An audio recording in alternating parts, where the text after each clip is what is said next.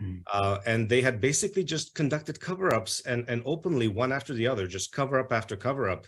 And then I realized it didn't matter how many of my cancer patients died. It didn't matter how many people they harmed. All they cared about was protecting the corrupt healthcare leadership of the province. These are people who are extremely powerful. Alberta Health Services executives manage $23 billion a year. They handle half of the provincial budget. So imagine half of the province's money every year goes to healthcare and goes to Alberta Health Services. And these people see themselves as gods. They see themselves as basically running the province themselves. You know, they'll laugh at someone like Jason Kenney or Danielle Smith, and they'll say, you know, we're in charge. We're the ones handling the money. We're the ones in charge.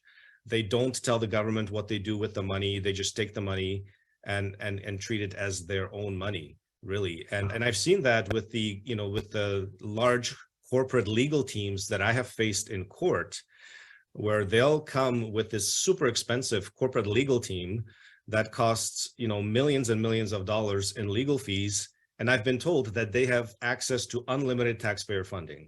They said, we will wage a war of attrition against your family. You will not survive because we have access to unlimited taxpayer funds.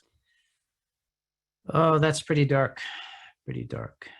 I'm sure everybody on this call is wondering whether you've gotten a call from Danielle Smith yet. Not yet. I am waiting for the call, but we'll see.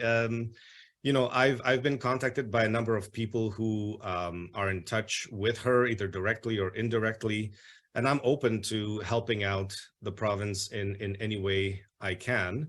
I have a lot of knowledge and experience, especially legal experience, with our healthcare leadership and really what needs to be done.